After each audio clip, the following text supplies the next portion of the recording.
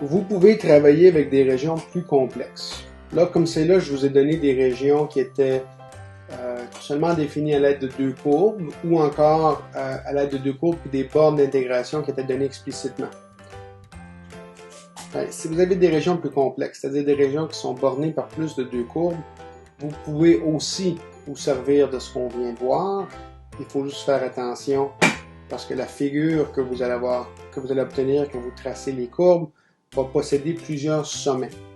Et chaque sommet de la figure va être un point d'intersection d'une des paires de courbes. Imaginez la chose suivante, là. Supposons qu'on se retrouve avec trois courbes. Celle-ci, on a celle-là, finalement on a celle-là. Il y a trois points d'intersection. La figure qui nous intéresse,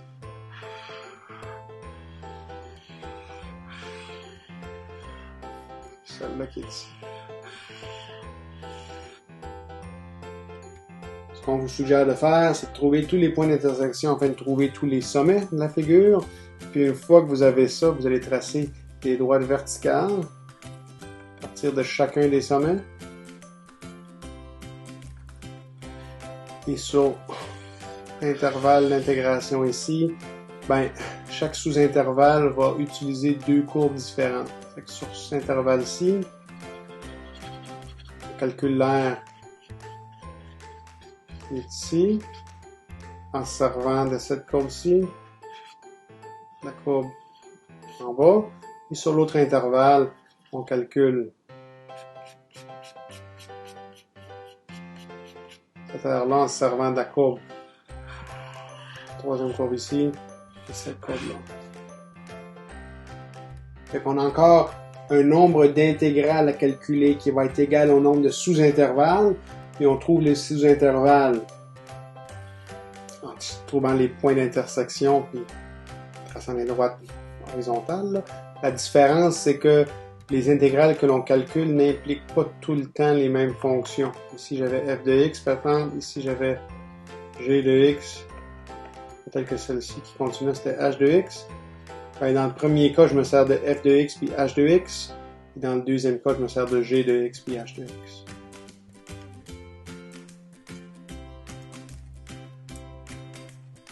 Comment est-ce qu'on s'y prendrait pour trouver l'aire de la région bornée par y égale à x, y égale à 1 moins x, puis y égale à moins 1 demi x? Ce qu'il faut savoir faire ici, premièrement, c'est bien tracer la région. Y est égal à x, c'est ça. Y est égal à 1 moins x, c'est ça. Puis y égale à moins 1 demi x, c'est quelque chose qui ressemble à ça. Donc, il y a trois points d'intersection.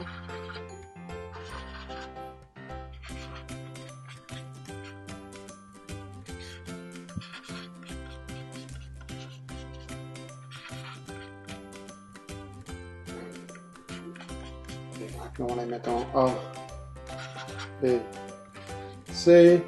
On va tracer à droite ici. Donc, il y aura deux intégrales à calculer. Il y aura celle-ci. Il y aura celle-ci. Ici, je vais avoir l'intégrale entre x et, c'est quoi la courbe du bas? C'est moins 1 demi x.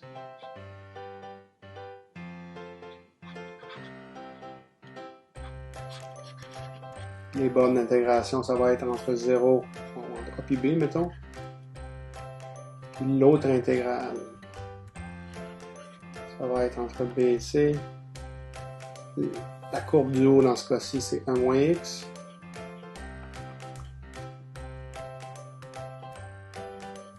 Moins la courbe du bas qui est encore moins 1 demi x.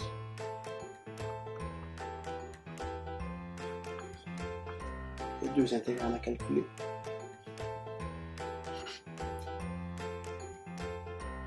On va le tracer, on va l'écrire de façon plus formelle dans ce qui suit. Ça serait aussi important de trouver les coordonnées des points d'intersection. Fait que les points d'intersection, si on vous donne trois courbes, je ne suis pas en train de vous demander de trouver les points d'intersection des trois courbes simultanément, quoique il se pourrait que les trois courbes se croisent au même endroit. Je suis intéressé aux points d'intersection parce que je prends les courbes 2 à 2. Si je prends la courbe y égale à x, puis y est égal à 1 moins x,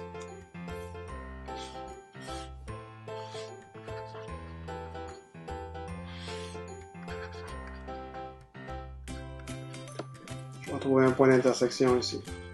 J'avais appelé B. Comment je le fais? Je trouve quand x est égal à 1 moins x, pas difficile. On va moins x l'autre bord, 2x égale à 1, donc x est égal à 1,5. Le point d'intersection a lieu lorsque x est égal à 1,5, puis si vous voulez connaître la hauteur du point, quoique c'est pas essentiel, mais vous pouvez vérifier pour remplacer x par 1,5 dans une des deux équations, puis vous allez trouver une hauteur de 1,5. Le point B, c'est le point 1,5, 1,5. Ensuite, il y a la courbe entre... Je vais le refaire différemment. Intéressant, la courbe entre le point d'intersection entre y égale à x puis y est égal à moins 1,5x. Ça devrait être celui-là, mais vérifions. Quand est-ce que x est égal à moins 1,5x, il faut que j'envoie mes trucs de l'autre bord, que 3 demi-x est égal à 0, ou c'est-à-dire que x est égal à 0. Il n'y en a qu'un seul, c'est le point que j'avais appelé A, ses coordonnées sont 0, 0.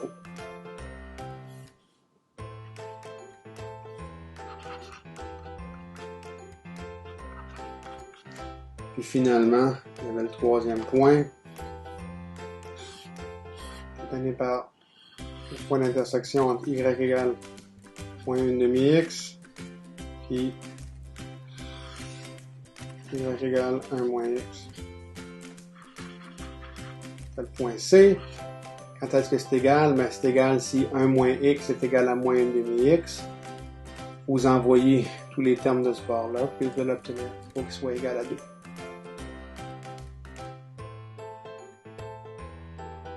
Moins 2, ça fait moins 1. Moins 1 sur 2 fois 2, ça fait aussi moins 1. Puis ça, ben ce moins 1 là, non seulement est égal à moins 1, c'est entre autres la hauteur du point. Les coordonnées du point C, c'était 2 moins 1.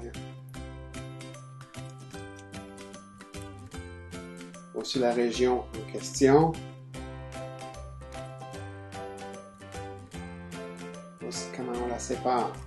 L'intégrale entre A et B, et l'intégrale entre B et C. Alors, si vous voulez, on peut aussi le séparer en une partie bleue et une partie verte. Là. Comment est-ce qu'on calcule l'intégrale de chacun des morceaux? Écoutez, celle-ci, ce serait l'intégrale entre 0, qui est la composante en x de A, puis 1, qui est la composante, une demi, pardon, qui est la composante en x de B. On avait le point 0, 0, le point 1 demi, le point 2 moins 1. Sur le premier intervalle, la fonction qui domine, c'est y est égal à x, c'est celle qui est en haut. Celle qui est dominée, c'est moins 1,5.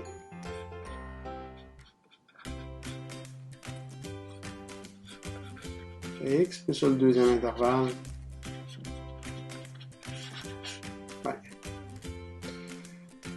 ça va avoir 1 moins x qui domine, c'est la fonction qui est en haut, moins x demi, la fonction du bas.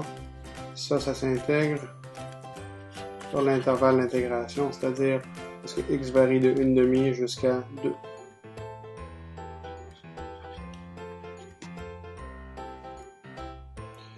La première intégrale se fait en bleu, la deuxième en vert. Sur la région, comme je vous ai dit, x moins x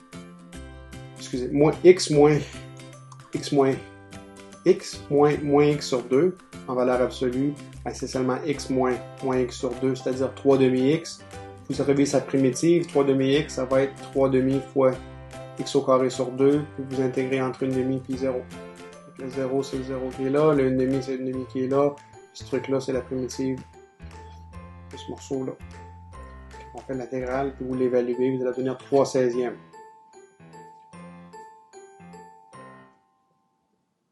Pour la deuxième sous-région, les bornes, les droites sont 1 moins x puis moins 1 demi sur x. On a déjà énoncé l'intégrale à évaluer. On simplifie le truc. On peut se débarrasser des valeurs absolues puisqu'on a mis ici la fonction qui domine. Fait que ça devient des valeurs absolues. Des parenthèses. Puis on intègre, c'est pas entre 0 et 1 demi, excusez, c'est entre 1 demi et 2.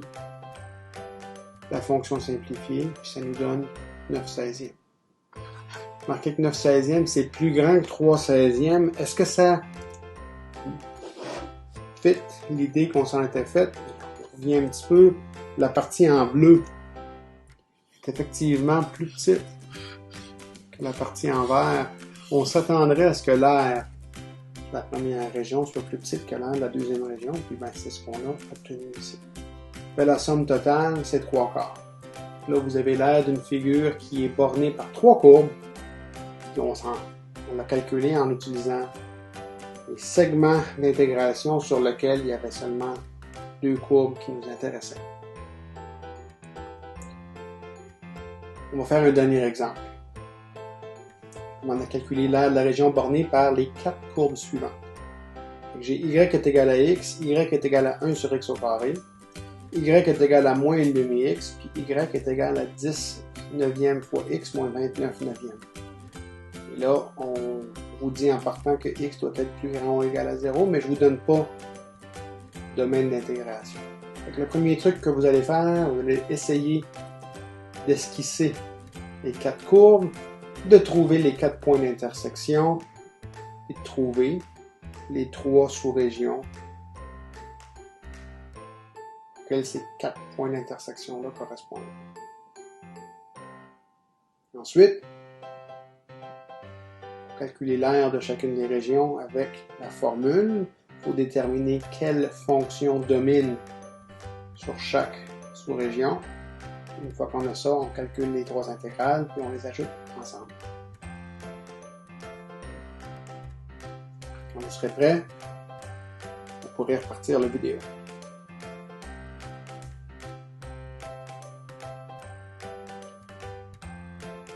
On commence par trouver les 4 points d'intersection.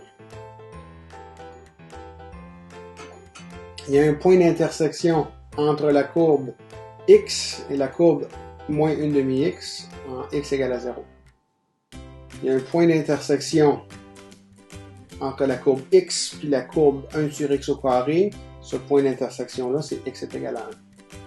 Il y a un point d'intersection entre 1 sur x au carré puis 10 neuvième fois x moins 29 neuvième, x est égal à 3. Puis finalement, il y a un point d'intersection entre moins 1 demi x puis 10 neuvième x moins 29 neuvième. Ça vous donne x égale à 2. Je vous laisse la chance de résoudre les systèmes d'équations par vous-même. Est-ce qu'il y a des paires d'équations qu'on n'a pas considérées?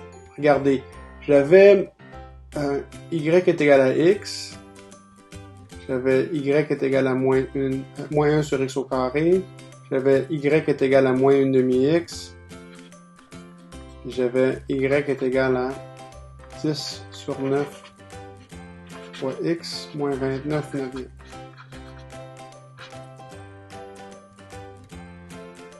J'ai trouvé qu'il y avait un point d'intersection entre x et moins 1 demi x. Je l'ai appelé A.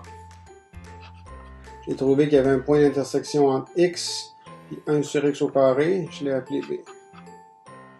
J'ai trouvé qu'il y avait un point d'intersection entre 1 sur x au carré et 10 neuvième x moins 29 neuvième. On l'a appelé C. Et finalement, on a trouvé qu'il y avait un point d'intersection entre moins 1 demi x et 19e x moins 29 neuvième qu'on a appelé D. Mais j'ai pas vérifié s'il y avait un point d'intersection entre moins 10 neuvième x moins 29 neuvième puis y est égal à x.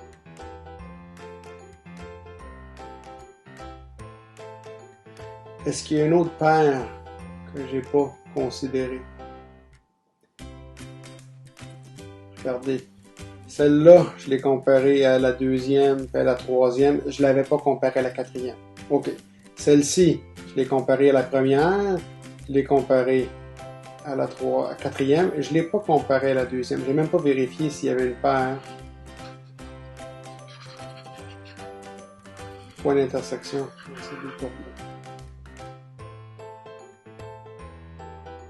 Ce serait important de vérifier ce qui se passe. Potentiellement, il y aurait un point E entre X 10 neuvième, X moins 29 neuvième. Possiblement un point F entre 1 sur X au carré moins une demi-X. Mais quand vous allez essayer de calculer les points d'intersection, ce que vous allez découvrir, c'est que les points d'intersection sont là lorsque X est plus petit que 0, et nous, on s'intéresse seulement à ce qui se passe lorsque X est plus grand que 0. En général, si vous avez N courbes, vous vous attendriez à ce qu'il y ait 1 plus 2 plus N moins 1 point d'intersection.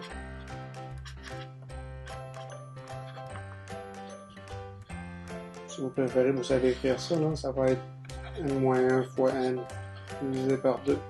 Plus que les restrictions du problème font en sorte qu'on n'est peut-être pas obligé de considérer toutes les paires de courbes. Ici, je m'attendrais à ce qu'il y ait 4 fois 3, 12 divisé par 2, 6 points d'intersection. J'en ai que 4 parce que les deux autres points d'intersection se retrouvent à l'extérieur de la région d'intérêt. À quoi ça ressemble graphiquement? C'est cette courbe-ci, ou c'est cette figure-là. Et on remarque les 4 sommets.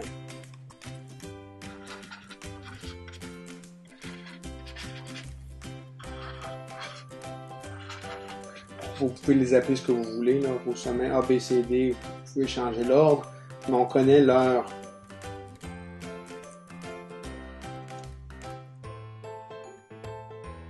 coordonnées. Et une fois qu'on a trouvé les sommets, on trace les droites verticales.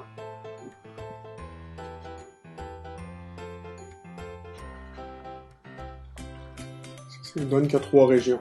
Sur la première région, c'est y égale à x qui domine moins une demi-x.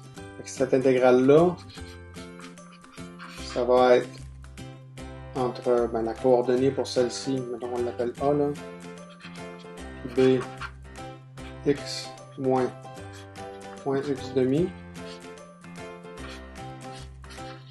et x. Sur la deuxième région,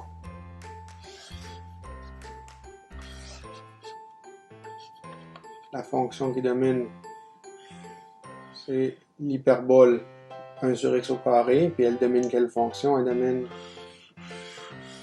la fonction moins une demi-x.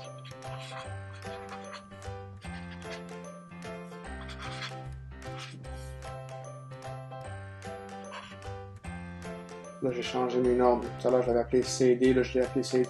J'ai changé l'ordre des C, mais ça ne dérange pas trop, le temps que vous gardez les bons trucs. Fait que celle qui domine, c'est 1 sur x au carré. Celle qui est dominée, c'est moins x sur 2. Et sur la dernière région, la courbe qui domine, c'est encore une fois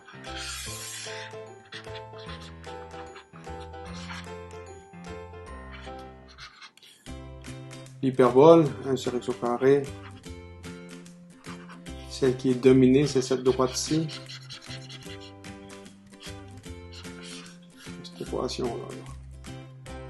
10 neuvième x, moins 29 neuvième.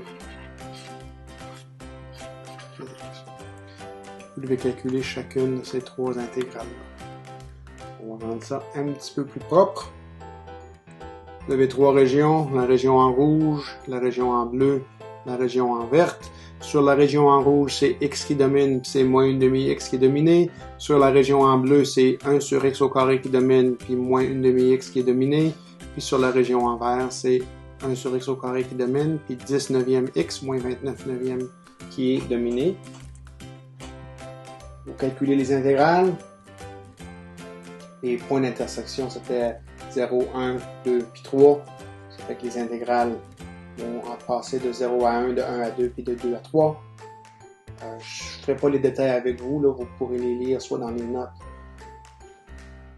soit en regardant les vidéos, puis en faisant une pause pour vous assurer que vous obtenez des bons résultats. Ça vous donne 3/4 pour la région en rouge, 5/4 pour la région en bleu et 11/18 pour la région en vert.